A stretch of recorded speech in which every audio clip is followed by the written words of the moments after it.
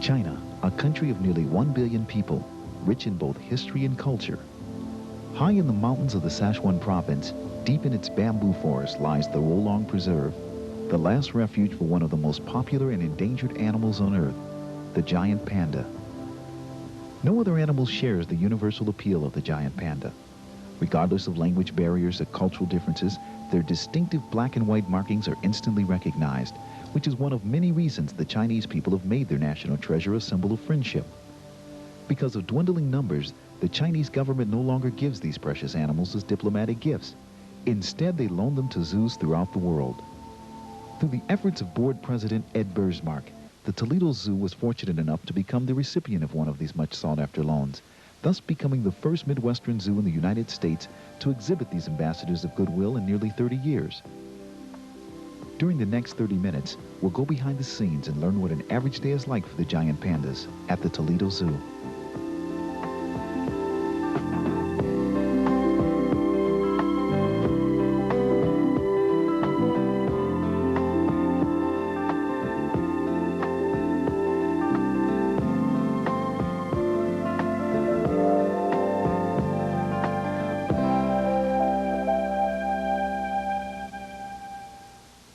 It's Friday night, May 13th. Members of the media, essential zoo personnel, and invited dignitaries await the arrival of the delegation from China. Enthusiastic panda fans hold a vigil outside of the restricted area, hoping to get an early glimpse of Lolo and Nan. Walking down the street, they get the funniest looks from everyone they meet. Hey, they're the pandas! Finally, the plane arrived, much later than expected. Weary zoo officials and the celebrated guests from China were officially welcomed to Toledo by members of the Ohio governor's staff. Less than 50 yards away, Toledo Zoo personnel, along with their Chinese counterparts, were in the process of transferring their delicate cargo for the journey to their summer home.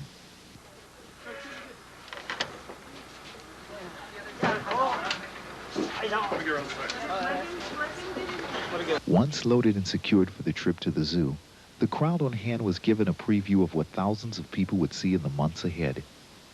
Lolo and Nan.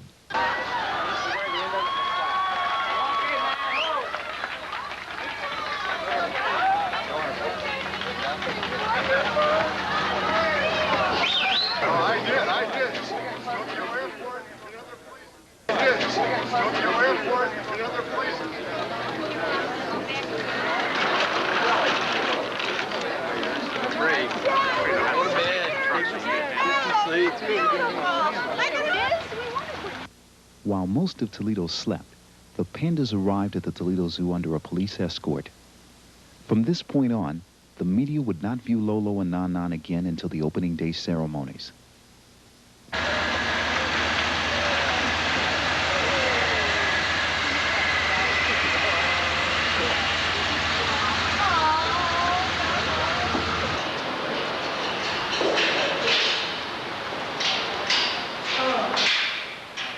Before the pandas would be allowed from the truck, their Chinese keepers conducted a thorough inspection of their new living quarters. Oh, the animals.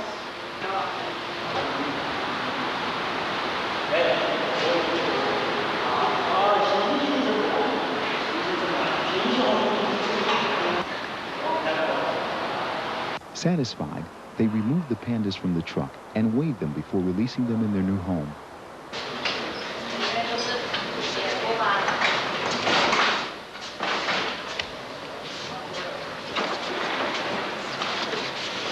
Margie Black, one of 4 Toledo zookeepers working with the 3 Chinese keepers, explained some of their concerns and renovations that had to be made before the pandas were presented to the public.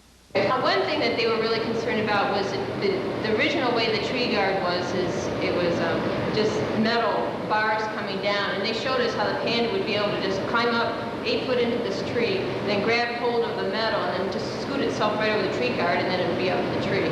And as I always said, it's very hard to get a panda down from a tree. So what they did was they took metal planing and they went over the whole tree guard so that they didn't have anything to grab hold of. I do want to say that the Wang and Chen Zhao have been just tremendous. Coming here and taking the 4 keepers from the mammal department who knew nothing about pandas, and they have taught us everything we know. So everything that I'm saying came from the 3 of them. They've been tremendous to work with and have helped us a lot. And have taught us a lot about pandas both in the wild and in captivity. Zhao is an ecologist. He's a panda surveyor in the wild. So he's actually out in the wild and tracking the pandas and doing more type of research work and writing papers. Wong is the veterinarian at Wolong Reserve. He and Chen both live on the reserve, and Chen is the head panda keeper at Wolong. Wong, Chen, and Zhao, Chinese panda keepers from Wolong, have cared for Lolo and Nana since they were rescued from the wild. Do cultural and language differences create a problem for their American counterparts?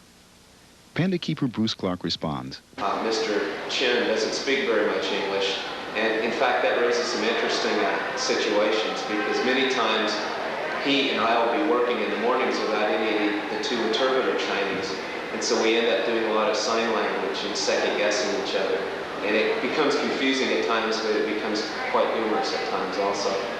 After a final inspection of the exhibit, it was ready for Lolo and Nanan to experience their first day together outside.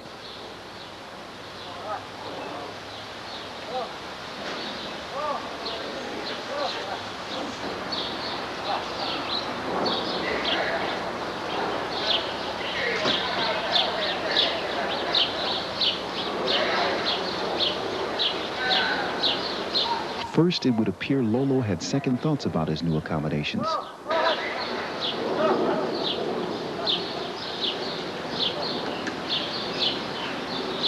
But after a little coaxing by Chin, he settled into an afternoon bamboo snack.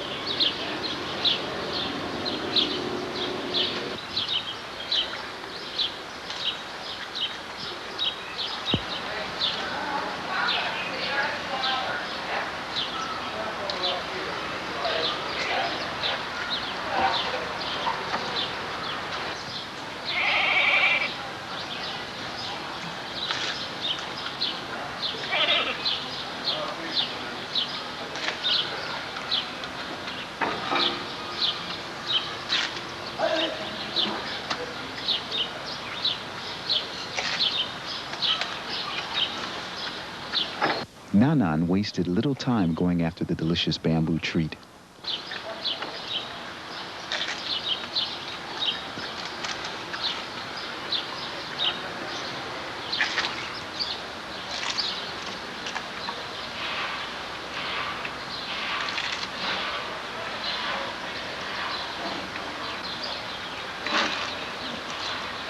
Snack time quickly became playtime. The senior watching is rare. Giant pandas are not known to engage in this type of behavior in the wild.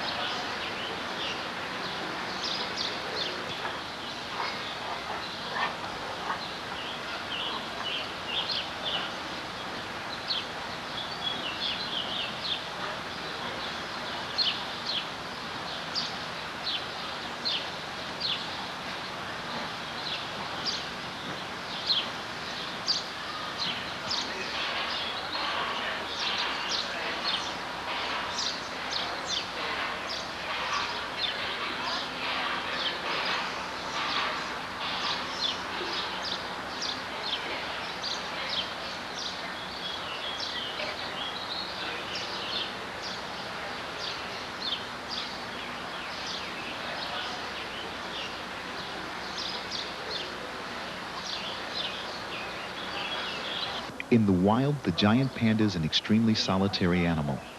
They do not congregate with other animals, human beings, or other pandas. During breeding season, when a rare meeting between a male and a female should happen, it is unlikely that she will be able to conceive since fertility occurs only 4 days a year. Very little is known about the gestation period of the giant panda. There is the confusing factor called delayed implantation. What this means is you can have a fertilized embryo inside the female for several months before it implants on the uterine wall and starts developing. This may be in the range of 4 to 7 months. If a giant panda does give birth successfully, there are still many hurdles to overcome. A newborn panda could fit in the palm of your hand, weighing about 4 to 6 ounces, and is completely helpless. It is said when a female panda gives birth, she'll catch the baby in her paw and not set it down for a month. If there is a multiple birth, only one will survive.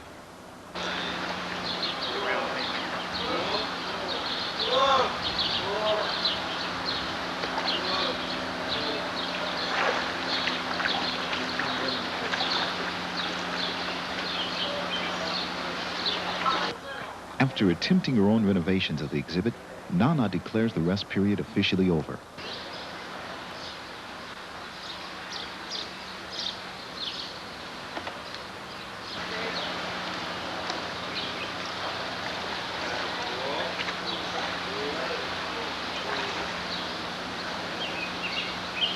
For the remainder of the time, they continue their rough and tumble play.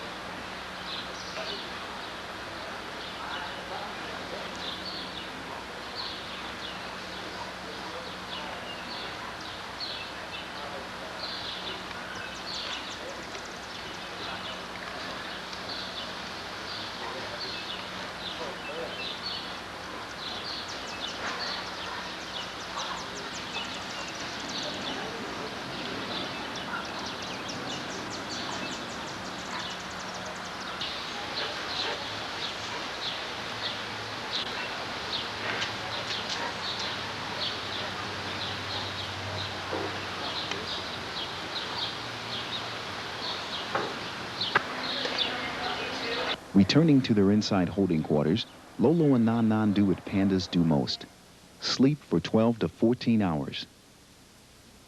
Thousands of people will view and photograph the giant pandas every day, completely unaware of the care and feeding that goes on behind the scenes that is essential to their health and well-being.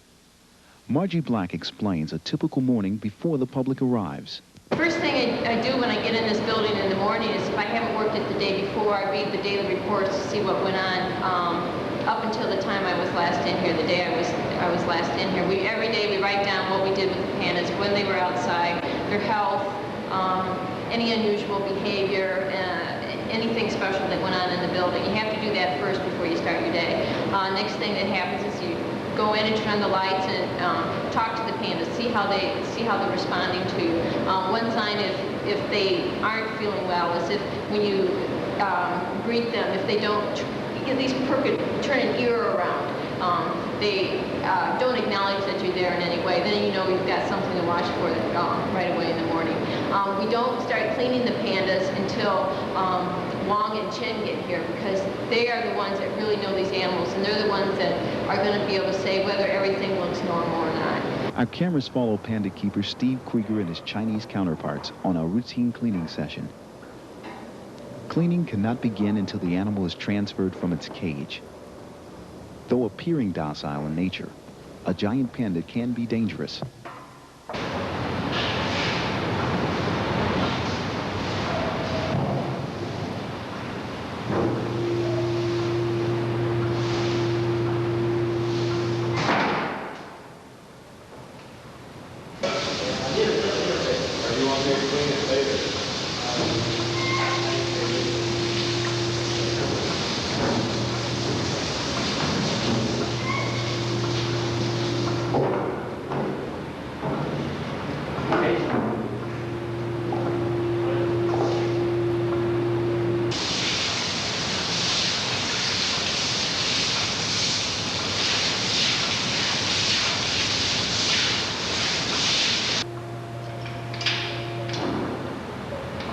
Though bamboo is the staple diet of the giant panda, the zoo makes a dietary supplement, adding extra vitamins and nutrients.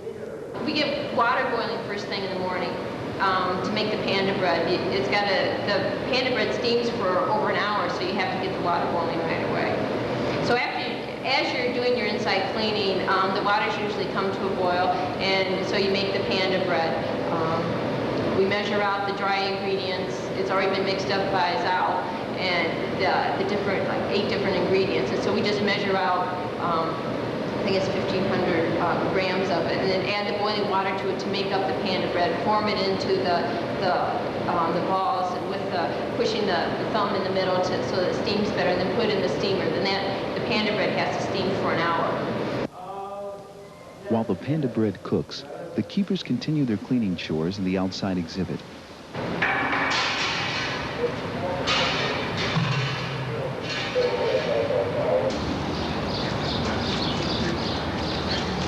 Fecal matter and old bamboo is removed.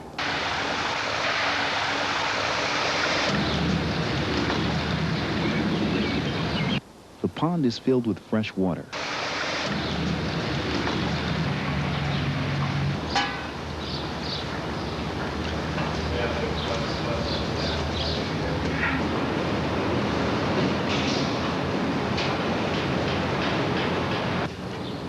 Once their chores are complete, fresh bamboo is placed outside, and Nana and Lolo eagerly await their breakfast.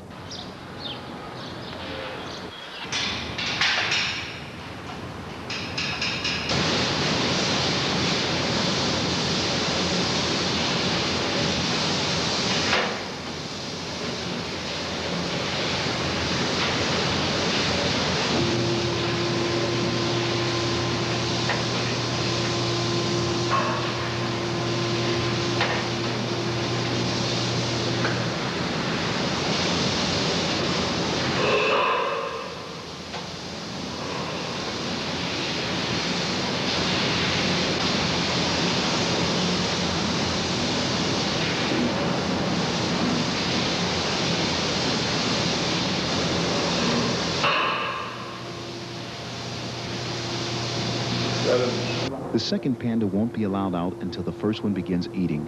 The purpose is to keep them from playing before they eat. This is the first pandas in the U.S. that have been compatible, that have been able to be put together on a daily basis without the aggression that can be seen. That's one of the things I asked when I was watching them play. I said, how can you tell that that's play? Because they are just, they're so, they seem like they're so aggressive, but not aggressive in a way that's bad for the animals. It's not really aggression in that they're trying to hurt each other. It's just the roughhousing is what they're doing. Because you'll see Lolo just grab hold of Nana and using his teeth on her hair and pull her down out of the tree. But then you also see her doing about the same thing to Lolo. But it's not to a point that she cares. If there's a lot of vocalizations or if there's claws slashing at each other, that's the point that you know that two pandas aren't getting along. Now with their compatibility, we can't keep them together very long because they have found it in Wolong that if you have two compatible pandas, you try to keep them together too much of the time, then they lose that compatibility. There's a good chance you're going to lose the compatibility. They play like crazy and they wear each other out too. It's like neither of them wants to quit first. That's the human terms on it. But just watching them, they remind me of my kids. Neither of them wants to give up first. You know, they want to get in the last tug. As zookeepers, you try to keep a bit of distance between you and your animals. You really care for them a lot, but you want to look at them as a species and not just a particular animal.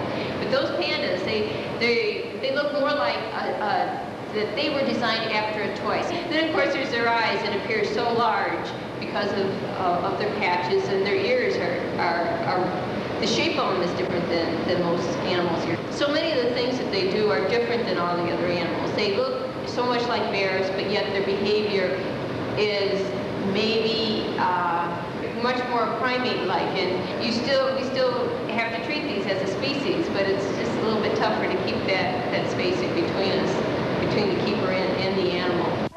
Many visitors will arrive with certain expectations and misconceptions about the giant panda. Laura Page, one of many ushers on hand to answer questions, explains. Generally, the first thing they expect to see is both pandas together playing, and that's not always necessarily so. A lot of times you're going to see one panda on exhibit because it's their first time in a zoo, so we like to give them a break from all the crowds. Also, pandas are very solitary animals, so they don't like to be together, and people expect to see them together. A lot of times we have one on the outdoor exhibit, one on the indoor exhibit, and we usually limit this time to about an hour out of the day because pandas play very rough when they get together, at least ours do. And on the news, a lot of times, and in fact, almost every time, you're going to see the pandas together, because that's when the newsmen get here, is to see them together. So people see that, and they just expect to always see them playing and frolicking together, and it's not necessarily so. They sleep about 14 hours out of a 24-hour period. And how do visitors react to sleeping pandas? At first, they seem a little disappointed because they don't understand, but then people are real anxious to ask questions. They want to know everything they can, so they do ask a lot of questions, and we're more than happy to give them the answers. And once they understand all about the bamboo and the need to sleep and everything, they seem pretty satisfied with it, and they're just happy to be able to see the pandas at all, since they are such a rare animal. Here Lolo is seen taking a dirt bath. A panda's fur appears soft and cuddly, but is actually very stiff, thick, and oily. The springy coat helps keep the panda warm and dry in its damp, cool environment. The fur does not compress, preventing heat loss when the animal lies on the snow or ground.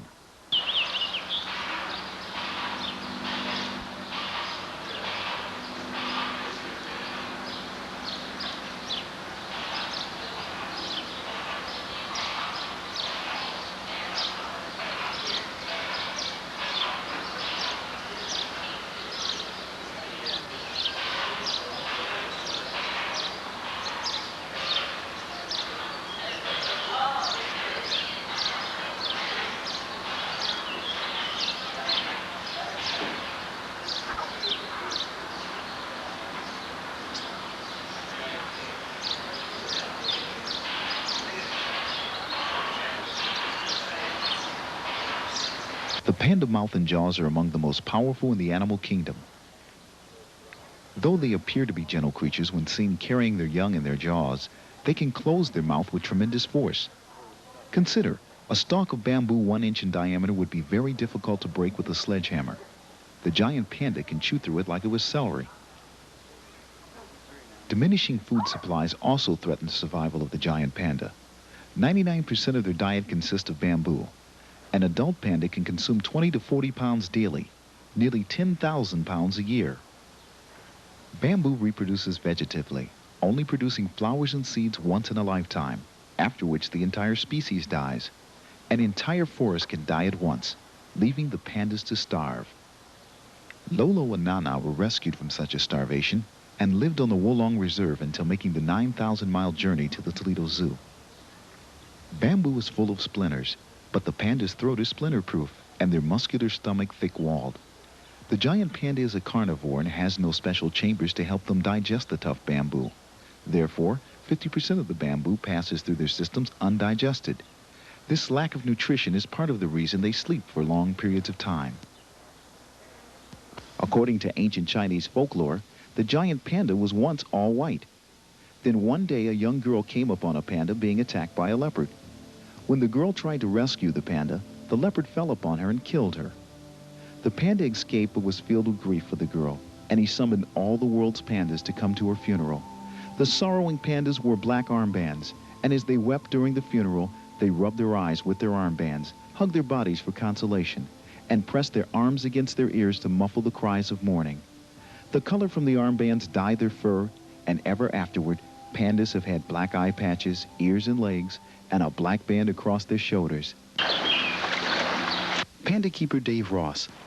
Well, I think the pandas being here was good for the people of the Toledo area. It's a chance to see an animal that is very endangered and to get an appreciation for what these animals are like, their habits, their behaviors. And also I hope they get to realize that it's not just pandas that are endangered, that there's many animals across the world and many in the United States as well that are as endangered and some that are even more endangered than pandas. And you hope they get an appreciation for the pandas as well as these other animals that are endangered, and they'll take the time to maybe help to do something to protect these species and try to keep them around as long as we can and do what we can to help preserve a lot of these animals and their habitats as well.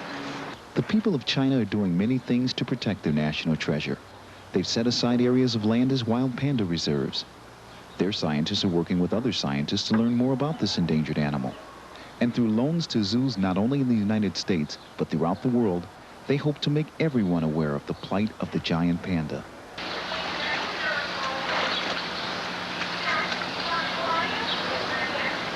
What lies ahead is unknown, but one thing is certain.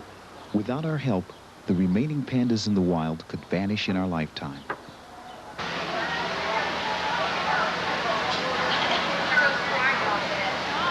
We thank you for coming to our giant panda exhibit and invite you to enjoy the rest of the Toledo Zoo. Look